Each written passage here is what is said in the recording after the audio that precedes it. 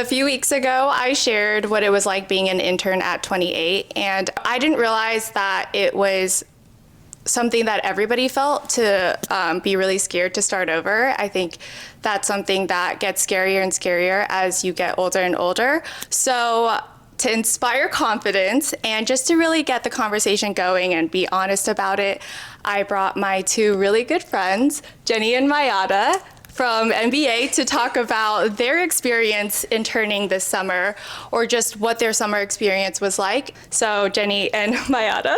Hey Janice, thank you for having us. Thank you for having us. We're so happy to be here. I also want to mention that we have a live studio audience with us, Cam, Sile, and Katie. And if you hear any laughter, Cam wants you to know that it's her. And it's real. And it's real. Yes. Yeah. Okay, but before we get started, I wanted to talk about today's tea choice. It's actually Jenny's favorite. It's white tea, but I also think it's really appropriate because white tea is actually the least processed tea, so it's the most natural. And I think that really highlights our conversation today because it's going to be really real and really honest, and we're just going to kind of let the conversation naturally unfold. So I also forgot to mention that Jenny is the voice of my jingle. I am. Jenny, would you like to introduce the podcast live? I'll do a live jingle singing. I would love that. I love that. Okay, ready? Yes. It's tea time with Janice. That was really good. Thanks. Great. I love it. I practiced in my room. Do you want to talk to or tell us a little bit about the tea that we're drinking? Yeah, I mean, well, it's delicious, first of all. Thank you so much. It's really good. I love it. It's great. But yeah, white tea is just really good for you. I read about it in the book Ikigai, and I saw that the people in Okinawa, which is a blue zone, they were drinking white tea, and I thought to myself that I need to be drinking white tea. So I started drinking white tea, and I love it. And it has anti-aging properties. Nice. It is really good for your skin. It's also the lowest in caffeine and the highest in antioxidants, which That's the best are really of good both for you. worlds. great. Yeah. Love white tea. It's amazing. I really like it. Okay, so should we get started? Yeah, sure. Okay. I want to hear first about Mayada's internship this summer. Yeah.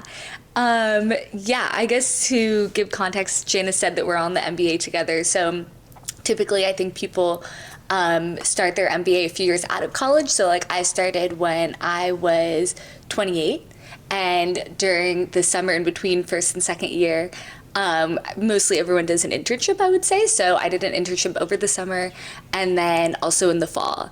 And for both internships, I was 28. And actually, so my summer one, I interned at like a small production company, and the only other interns there were also MBA interns. So Really? which was nice, yeah. And it was very small. It was like the whole company was like 10 to 12 people. So it was just me and like a guy from UCLA who was doing his MBA too, and he's my age. So it didn't seem too crazy, and it didn't really hit me until I started my fall internship that I was back at being an intern, and it was a bigger company, and there's a lot of interns, and there's only like 2 or 3 grad interns out of like 15. So the rest were very young. They were like 19, 20, which was nice. It was fun, but they assumed that we were all the same age, and That's it was kind of a crazy. compliment, though, to think Yeah. that you look 19. I think. I guess they probably just can't tell. We're trying to.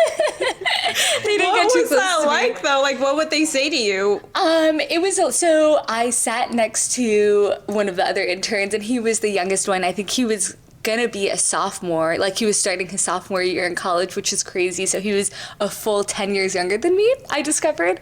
And he was really sweet. And I feel like once he discovered that, I told him I'm like, I'm 20, and by that point I actually had just turned 29.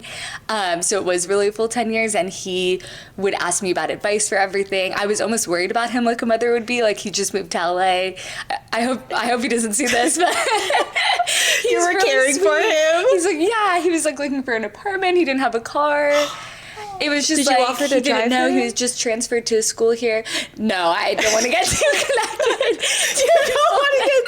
I can't get too, but like I was helping him look for apartments, and just like he was asking me so much because in undergrad at USC where we were doing our MBA. So he was asking me a lot about the school, and it was nice, but it did feel weird being like older than like some of the managers there and all the interns. So, but it was good and bad. It was good and bad. When I was interning and I was 28, but everybody else in the room was in undergrad, Yeah. I kind of felt like I was a little bit behind in my life because they were doing the same exact thing as me, Okay. but 10 years earlier, Yeah. in a way. Yeah. Did it ever feel like that for you? A little bit. I would say it's probably because we were doing such different things. I didn't feel it as much, but I think if we were doing the same thing, I would probably. But also, I think it's like I'm trying to work in the entertainment industry, and I didn't know I wanted to do that right out of college. So I'm like, oh my God, these kids who are in undergrad have like a leg up. They're already like working at like big like entertainment companies, and they know exactly what they want to do. So in that way, I'm like, oh, they do. Yeah. They've already figured out kind of what they want to do, which took me a lot longer. So I think in that way, I think it probably is like universal for a lot of people in our program who are like switching what they're doing in life and like what industry they're in. They might feel like I am behind. I should have like figured this out earlier. But I think it was nice that we were also not in the same department, I would say. Okay, yeah, because you weren't always like with them doing the work in the weeds. Okay.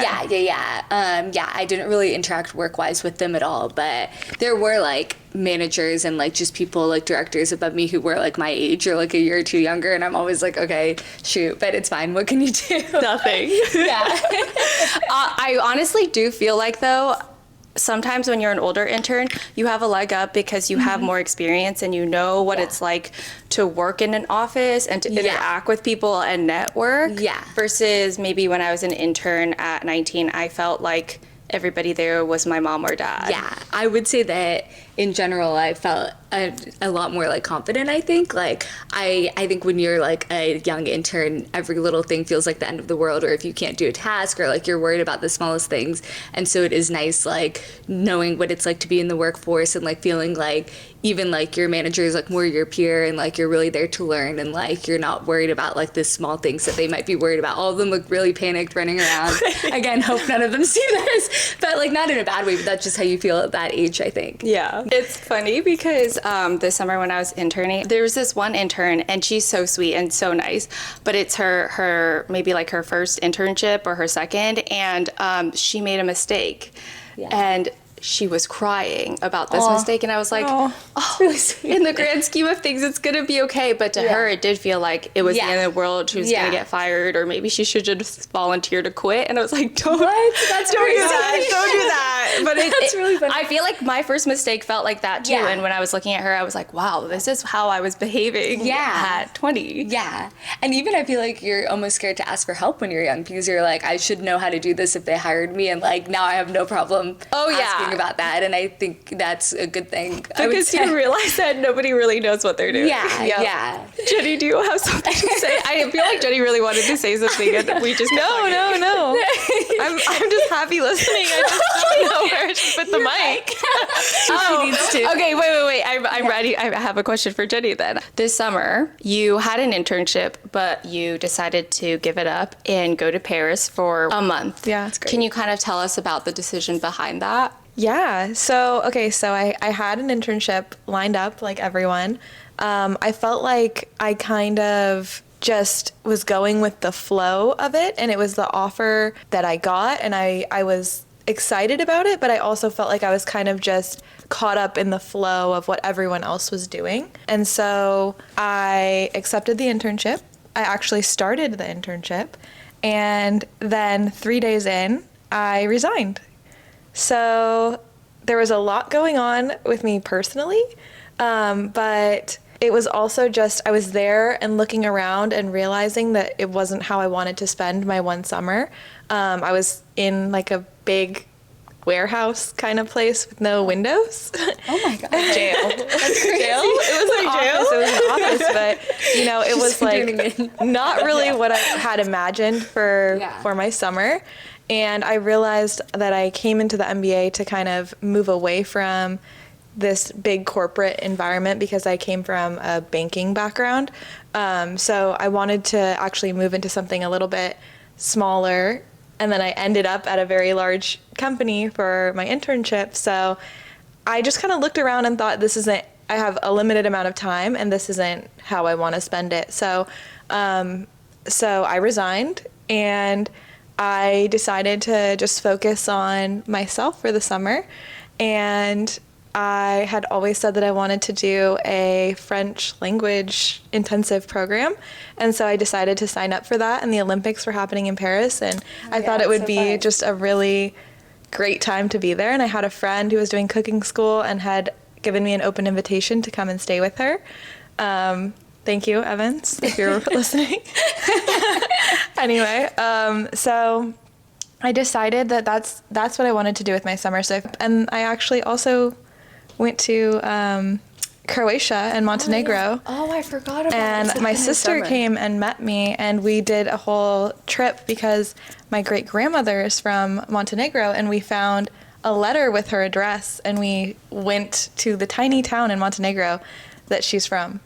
Wait, what did the letter say? Yeah, it was a letter to my mom, I believe, that my grandmother had, and yeah, it had her address that she had moved to the U.S. and then moved back to Montenegro, and yeah, my sister and I decided to retrace our roots. I really admire that. Like when I heard that, I was like, that's really brave to start your internship and then have that moment where you're like, this isn't for me, and then quit, because that's not what everybody else around you is doing. So it's extra pressure.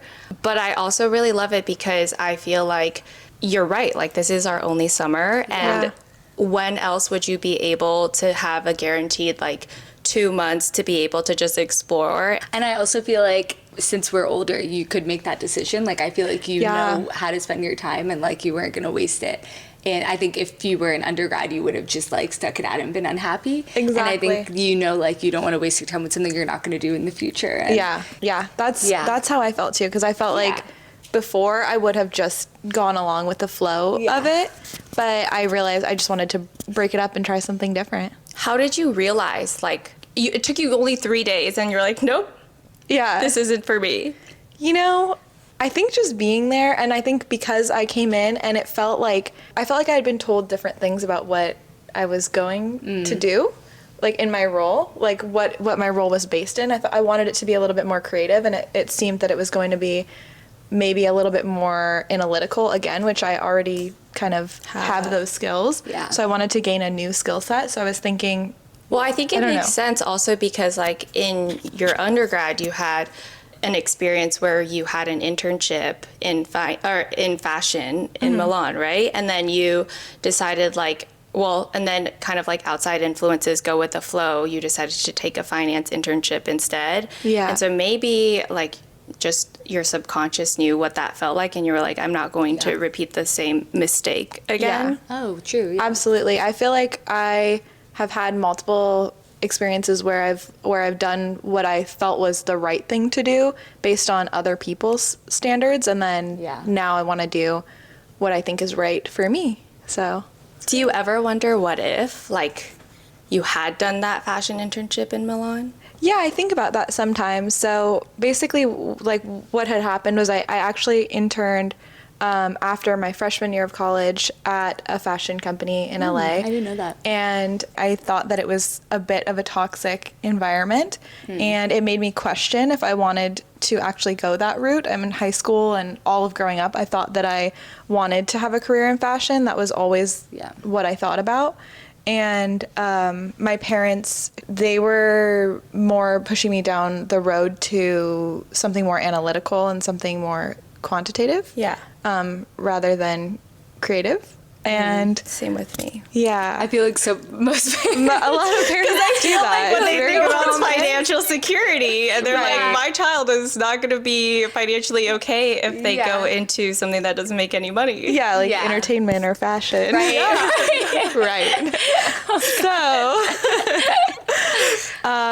Right. So, I had that internship, and that kind of gave me some pause about if I wanted to actually be in fashion or not. And I had the tech banking internship lined up as well. And then I also had a fashion internship in Milan that was through USC. And that would have been really cool. I mean, I think about that. The final project would have been working on Milan Fashion Week. Oh my God. You're Yeah. kidding. You would That's be crazy. perfect for that. Which honestly, Was that before your senior year? no, it was in between my sophomore and junior. Oh, wow. Year, in between my sophomore and junior year. Those were the Yeah, 3 yeah. internship offers that I was contemplating. And the tech banking one, it paid the most, and it Important. and it also, it felt like it was gonna be something that maybe would lead to like a high paying full-time offer at the end of it all. Yeah. Which, I mean, it did lead to a full-time offer. I do think about it sometimes because now I'm revisiting and thinking that maybe fashion is where I actually want to go, or at least a brand or something more creative. So something I Everything consider. happens for a reason, though. But everything definitely happens for a reason, Yeah. and I wouldn't give up that Yeah. experience in banking and finance, and like I Yeah. think that was invaluable. And I feel like what's really cool about going to your MBA is also realizing like life is really fluid. Like you don't have to just stick to one path. Like if you realize later on, oh, I want to try something else, Yeah. it's okay to turn around and Yeah. try it again. Yeah. But it definitely helps to be analytical now because every single business is based off of money Yeah. and numbers. I Was think- there like a full-time offer after that, or no, there was no certainty? There was no certainty of a Okay. full-time offer, and it was the difference there was really like it would have been me paying to go and live in Italy and all of that versus getting paid. And I think there's always that pressure that you want to make your parents happy and yeah. you want them to be proud of you and all of that. So they were very proud of the finance offer. So Oh, that's nice, though. yeah, That's Yeah, exactly so what sweet. happened to me. yeah, we have my God. a very similar story. Twins, yeah, we're twins. And I also think because my I mean, okay, I don't know if my parents are watching this, but like Yeah. you growing up, you always think that your parents know everything and they're right, like they have a crystal ball. Yeah. But then as you get older, you start to realize maybe sometimes they don't actually have all the answers. I feel like it's the opposite for me now. Wait, More what than do you ever, I'm mean? like, I need to listen to exactly to what my Wait, mom really? tells me. Really? That is so funny. I hope she watches this. Mayada, Yes. I know you're really passionate about this, so I'm going to ask. What is it gonna be? Does money buy happiness? Oh my God. I feel like this is making me look like a monster. I don't think so. Her answer is yes. Yes. You can have money and be unhappy, obviously, but I think you would be just as unhappy if you didn't have money. I think money can solve a lot of problems. Okay. So I think it does buy happiness. It won't guarantee happiness, is what I'm trying to say. I like that. Yeah. I do think money buys happiness to a certain extent. Yes. Like it will buy you clothes and Yeah. heat and a home and food. Yeah. The things that if you don't have, you'll just be struggling to survive. Yeah. But I do agree that at some point it You won't. need money, I think. Yes. And I think, like, obviously the past 2 years we've been in school full time. We haven't been making money, and I'm having like the best time and like having so much fun. And like, I'm like, wow, maybe Yay. money doesn't buy happiness. Like, I don't want to be stuck in like a corporate world. But then like, I'm using the money that I made while I was in the corporate world. was just So eventually I will need that money to continue doing the things that I like. But please feel free to disagree with me. I have a similar philosophy. Okay, great. I will say I do have Yeah. a similar philosophy. Yeah, and I think so many things, unfortunately, in this world that we like, you have to have money for. Agreed. You know? Yeah. Like travel. I mean, you can do it cheaply, but like, I don't know, just like going out to eat with your friends, having fun experiences. Yeah. You do need money for it. I think it also makes a huge difference in LA and then Yeah. in the MBA Yeah. when you're going on trips like spring break and Yeah. winter and all of these little ones that Yeah.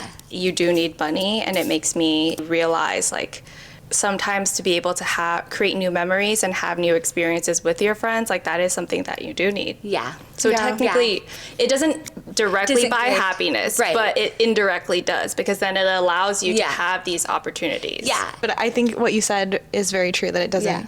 guarantee happiness. Like Yeah. it's not going to solve your problems Yes. per se. Yeah. Well, it depends I what mean, your some problems are. but yeah. But it's not a guarantee, Yeah. I would say. Yeah. You need to still balance your life with Yes. meaningful relationships and Yeah. everything else that goes into having a happy, Yeah. well-balanced existence. Yes, so true. Okay. I said it better myself. So we are going to play a little game, and it's, I think, really going to test where your balance is or where your Okay. threshold is. Every single question is going to be a different level of financial security versus creative freedom or creative fulfillment. So these are all hypothetical roles and hypothetical salaries that I made up. The first one is going to be a development coordinator at a media company or a creative company. And to me, I think a development coordinator means that you're reading scripts or you're listening to pitches about potential TV shows or movies, like things that could be made into TV shows or movies. And then your job is to read them and then see if they have potential and then pitch them to execs. So the salary is 40 to 50K a year. The downside, obviously, is comp. But also no work-life balance because you're a coordinator. No work-life balance because you're a coordinator. I You're was the a coordinator. entertainment. I had a lot of work. Yikes. Shoot, that sounds great. Sign me up. Just to put things in perspective, 40K is like minimum wage. Right. The upside is that there is a clear growth path, Oh, okay. but the promotion depends on the quota. So like maybe they only can promote 5 people a year and you're the 6th one, then you won't get promoted and you have to wait until next year. Okay. But it is in an industry that you love and it's still with projects that you love. Are you talking right now after MBA? Or? Yes. Oh, no. Well, I do feel I don't want to go into development, but if one did, I would definitely do that right out of college. That sounds really fun. And that's like how much I made right out of college. So, and I was doing something not fun. I was making like, I don't know, $50,000 a year right out of college. Okay. Yeah, I would say not exactly for me at this Yeah. point in my life. Yeah. Okay, that's fair. I think even if it was my dream job, I'm reaching a point where I don't have responsibilities, but I want to be able to have them. Yeah. And so I need to be able to make enough money to sustain the lifestyle that I want, or even just to attain the lifestyle that I want. Yeah. And not being able to just like sustain what I currently have is going to be something that I'm always thinking about and potentially affect my happiness. Yeah. This one's for you, Jenny. You are a marketing manager at a fashion or media company. The salary is 70 to 80K. The downside, you don't have work-life balance. There's a lot of corporate politics that you have to deal with. The audience is not liking this one. The audience swayed by doesn't the- like it. You guys have to boo if you don't like it. Okay, and you only get to execute but not create campaigns. The upside is that there's a clear growth path. It's in an industry that you love. You're still working on clients and projects that you enjoy. I could potentially consider it if it was on a brand that I really was passionate about and there was a clear path for growth. I wish you'd said like 10,000 more. Okay. And Like then 80 I to would- 90? No, Yeah. this is good. I want to know Yeah. what would make you take it. I would have been more inclined to take it with that. I would say, like, I would take it if I knew that I would be able to be promoted within the next year or yeah. 2. I think a year is good. What would be, like, a job that you would take? Something that I've thought about as well is like sales. Sales. Sales. No, he says that this a CEO is the best salesman in the room. Yeah, because they care that much about their Because they care about their product. I think you need to go And- MBA to co-founder pipeline. I have always wanted to be a CEO or creative director. Okay, so my next one is a creative director. okay, I'll take say it. But you don't even know what company it is. I don't think you would picked a take company it this time? Yeah. Really? So, well, you have to make it difficult because I'm testing your thresholds or like your boundary.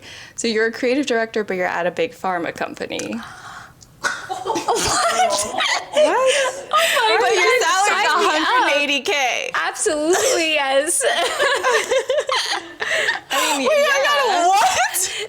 Okay, no, I don't want to get shot, so Oh no. you can put that in. Do it. You would do it. You would do it. I would do it until I paid off my loans, and then I find another job. That's totally fair. Shani, what would you say? You would say no? I don't know. This is how are they approaching me with these offers? Yeah. Did I apply through And my what podcast? kind of big pharma is this? What medicine did they make?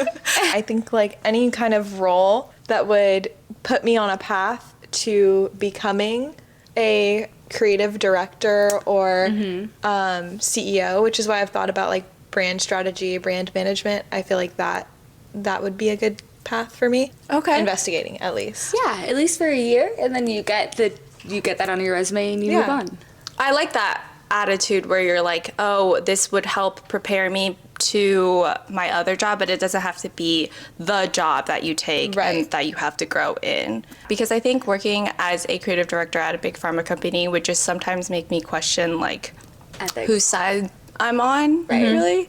In a recent class I was in, there is a guy from a cancer hospital, and he's the head of marketing. I was trying to ask him about the ethical part of it because they advertise like specific treatments. I don't know, I'm sure it's fine, like the way they market is okay, like, but I feel like it could cross the line between like pushing their agenda of like what treatment a patient should do for money, like, you know. It is a really interesting thing, because I think only in the US do people actually advertise. I know, medical stuff. Yeah, like taking medication. I don't think they do that in other countries. I don't Maybe think they so do. I don't either. know. Yeah. I just remember people really reacting to it when, was it like Prince Harry and Meghan Markle?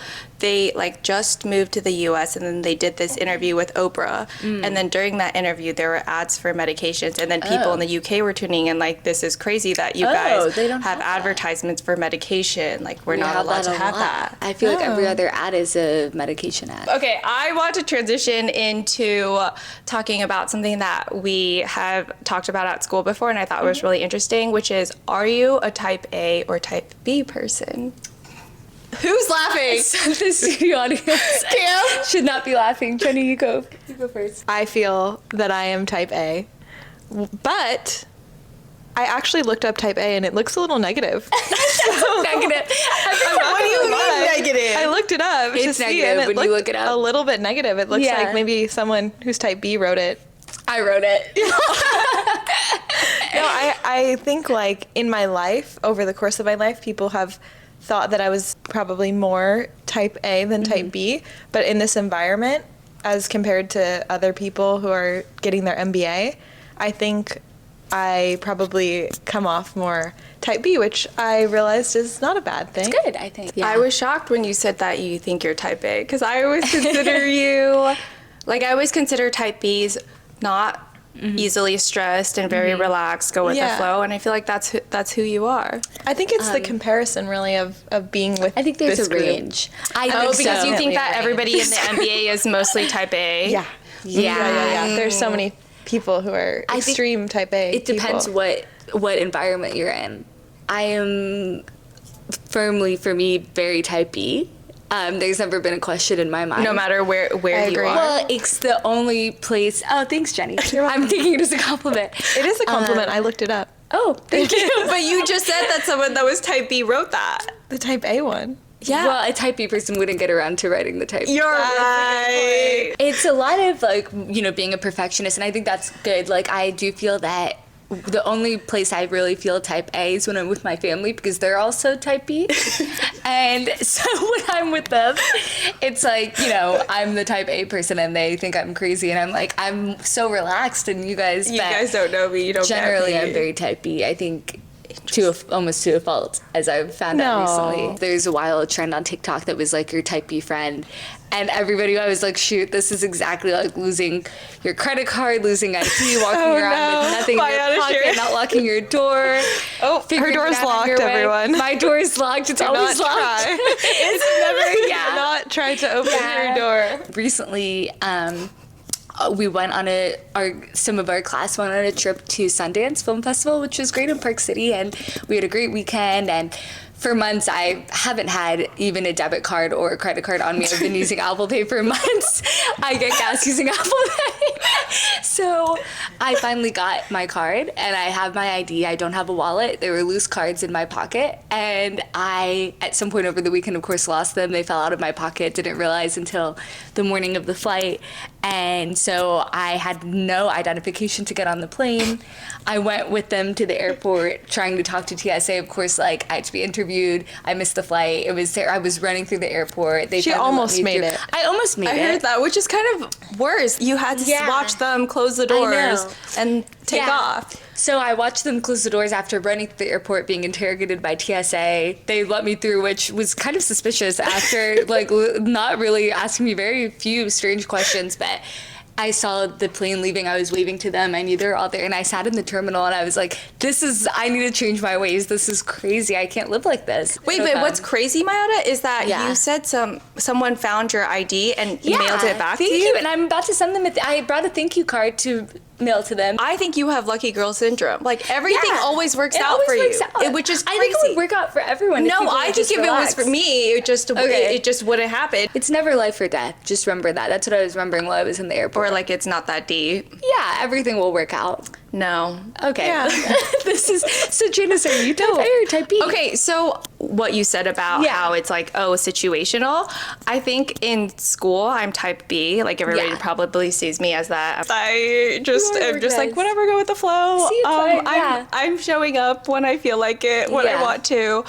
But in life, like with my siblings, being the eldest, Mm-hmm. I do think that I am type A because I don't know, it's like maybe in my upbringing that I have Yeah. to take care of my siblings, and so Yeah. I always have to be organized and like in control and be prepared and know what's 10 steps ahead of me. Mm-hmm. And then because of that, I feel like I don't like to feel like a type A anywhere else in my life because it's so much work. Yeah, then you relax other places. I Yeah. think there's especially in our program, but also just in general, an oldest daughter to type A pipeline, I guess. I don't know. That I think Yeah. is a thing. Yeah, a lot of us are oldest daughters or just oldest children. Yeah. And it's interesting to see. Now I think we are fully warmed up and we are ready to spill the tea. Oh my God, I thought you were going to say we're about to start the podcast. Oh yes, but I didn't press play at all.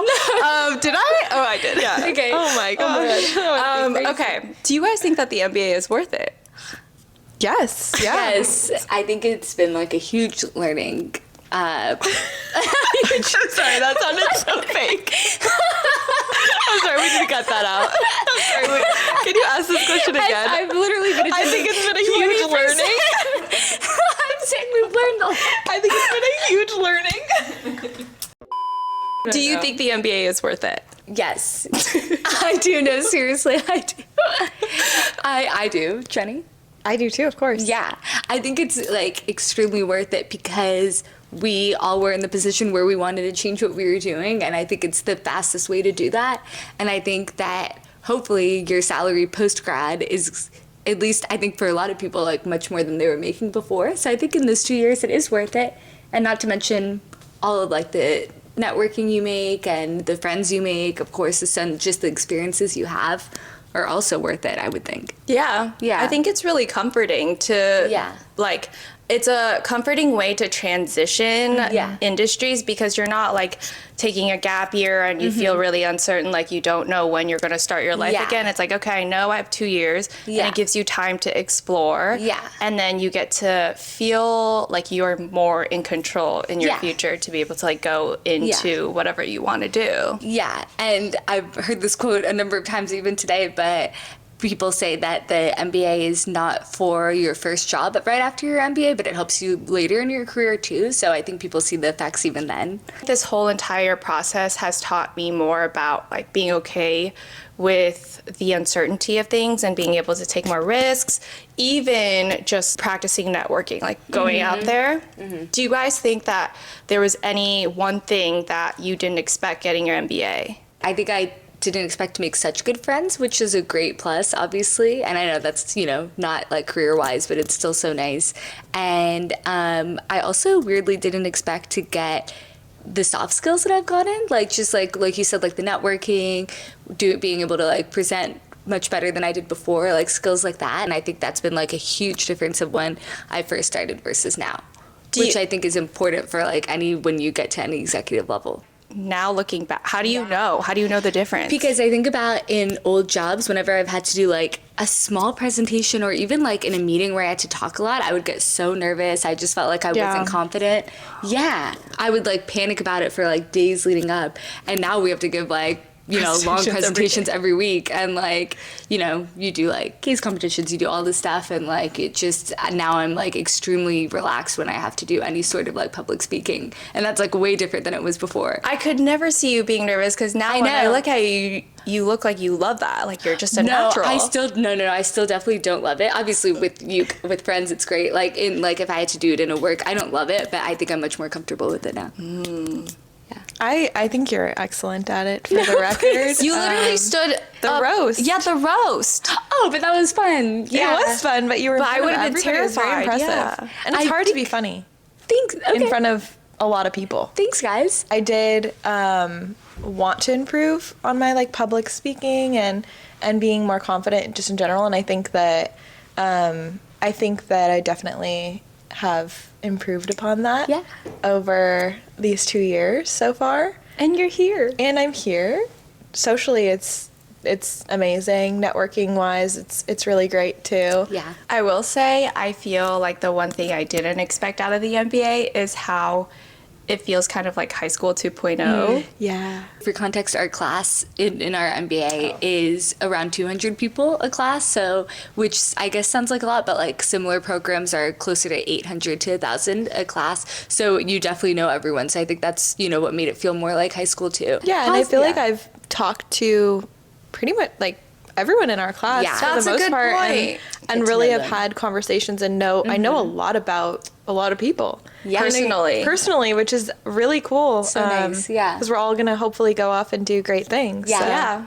The connections you make are really strong, so I think that's a positive too. I really love that you can be able to go out in a courtyard and just like say hi to everybody and know everybody in your program. Yeah. So it feels like a second family. It's a great community. It's a great honestly. community. Yeah. Yeah, and that way I think, everyone had different high school experiences, but I feel that overall everyone's very friendly. So it's nice going to school. And the fact that everybody is an adult, I also feel like it helps that everybody has a life before this. So like we all can also escape there if we needed to. Yeah. Totally. And I feel like that also broadens the experience for everyone else too. Yeah. I feel like I have so many friends in LA I could never leave. That's actually one of the reasons why I decided to come to USC, because I wanted to stay in LA and build a network here. I think it's good going to grad school in the city you want to be in. Do you guys have anything to add before we end the podcast? No, I'm just so happy you invited us on. I'm really glad you guys came on. This has been so fun. It's been so fun. I really loved having you guys, and I'm really glad that you all came on with our live studio audience. Yeah. Even though they're not paying attention to us right now. They have no idea we're talking about them. But thank you so much for coming on, you guys. Thank you so much, Janice. Oh, thank you. See you next time. Oh my God. Thank you for coming here to participate in this podcast today. So take a seat. It's B-roll. Oh my God. B-roll. It's really cute. Hey everyone. Hi.